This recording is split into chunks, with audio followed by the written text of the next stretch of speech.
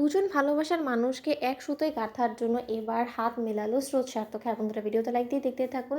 রাই দিদিভাইয়ের মুখের হাসিটা খোয়া গিয়েছে এই জিনিসটা জানার পর থেকেই যখন স্রোত নিজে নিজে গুমড়ে গুমড়ে শেষ হয়ে যাচ্ছে, জল ফেলছে চোখে, ঠিক সেই সময় সার্থক বলতে থাকে স্রোতের কাছে এসে যে, আচ্ছা স্রোত, আমার কাছ থেকে তোমার এই চোখের জলগুলো লুকিয়ে তুমি কী বা লাভ পাচ্ছ বলো তো? আমি তো খুব ভালো করে বুঝতে পারছি যে তুমি রাই দিদিভাইয়ের জন্য কতটা ভিতরে ভিতরে গুমড়ে গুমড়ে শেষ হয়ে যাচ্ছে, কতটা কষ্ট লাগছে তোমার। তখন এই কথা বলা মাত্র স্রোত সার্থককে জড়িয়ে ধরে বলতে থাকে, আচ্ছা স্যার, আপনি আমাকে বলুন তো, সব কষ্ট শুধুমাত্র আমার বড়দি ভাইকে কেন সইতে হয় বলুন তো? মানুষটা চিরটা কাল সকলের জন্য করে গিয়েছে, কিন্তু ওর বেলা ও নিজে একবারও স্বার্থের কথা ভাবেনি, কিন্তু তার শর্ত সব সময় ওর সাথেই কেন ওর জীবনে এত বড় একটা ঝড় চলে আসে বলুন তো? এত ঝড় ঝাপটা যাচ্ছে, কিন্তু তার সত্ত্বেও ও নিজের মুখের হাসিটা অটল রেখেছে শুধুমাত্র আমাদেরকে দেখানোর জন্য। কিন্তু তার শর্তে আমি তো নিজে খুব ভালো করে বুঝতে পারছি যে ও ভেতরে ভেতরে শেষ হয়ে যাচ্ছে, নিজেকে একটু একটু করে তিলে তিলে শেষ করে দিচ্ছে।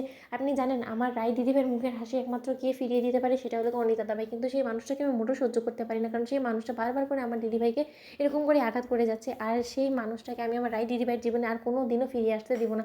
এই কথা বলা মাত্র সার্থক বলতে থাকে যে, এই জায়গাটাতে তোমার একটা ভুল ধারণা তৈরি হয়েছে স্রোত, কারণ তুমি এই জিনিসটা তুলিয়ে দেখার কথা ভাবছোই না। কারণ তুমি একটা জিনিস ভেবে দেখো তো, যে আজকে রাই দিদিভাই এবং অনি দাদাভাইয়ের মধ্যে অশান্তিটা কেন সৃষ্টি হয়েছে? কারণ ওরা সেই সুযোগটা অন্যদেরকে দিয়েছে। ওদের মধ্যে একটা বিশ্বাসের বেশ ঘাটতি রয়েছে, সেই ঘাটতিটা যদি কেউ পূরণ করে দিতে পারে তাহলে একমাত্র ওদের সম্পর্কটা আরও বেশি মজবুত হবে। আর সেই বিশ্বাসের ঘাটতিটা তখনই পূরণ হবে যখন কিনা ওরা একে অপরের সাথে কিছুটা সময় কাটাতে পারবে, কিন্তু সেই সুযোগটাই তো কেউ ওদেরকে করে দিচ্ছে না, তাই না?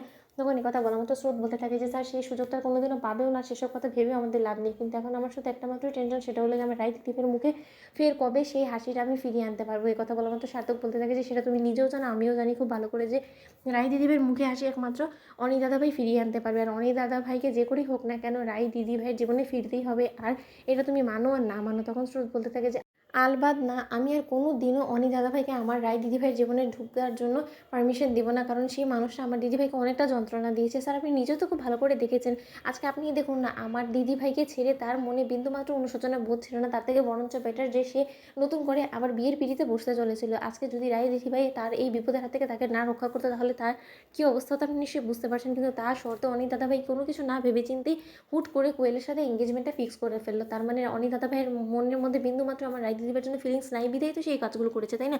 এ কথা বলা মাত্র সার্থক বলতে থাকে যে, না স্রোত, তোমার একটা ভুল ধারণা তৈরি হয়েছে, যারা কোনো কিছুই না। অনি দাদাভাই এঙ্গেজমেন্টের জন্য সত্যিকার অর্থেই মোটেও প্রিপেয়ার ছিল না, কারণ আমি তাকে দেখেছি খুব ভালো করে, যে সে শুধুমাত্র রায় দিদিভাইয়ের চোখে আঙুল দিয়ে কষ্ট দেখানোর জন্য সে ইচ্ছাকৃতভাবে কোয়েলের সাথে এঙ্গেজমেন্টের একটা অ্যানাউন্সমেন্ট করেছে। এছাড়া কোনো কিছু না। কিন্তু সত্যকার অর্থে সেও খুব কষ্ট পেয়েছে, কারণ সে কোনো মতেই রায় দিদিভাইয়ের কাছ থেকে আলাদা হতে চায়নি। শুধুমাত্র তারা পরিস্থিতির একটা শিকার, সেই জিনিসটা তোমাকে মানতে হবে। তো বন্ধুরা, ভিডিওটি ভালো লেগে থাকলে লাইক কমেন্ট শেয়ার করে সাবস্ক্রাইব করতে ভুলো না।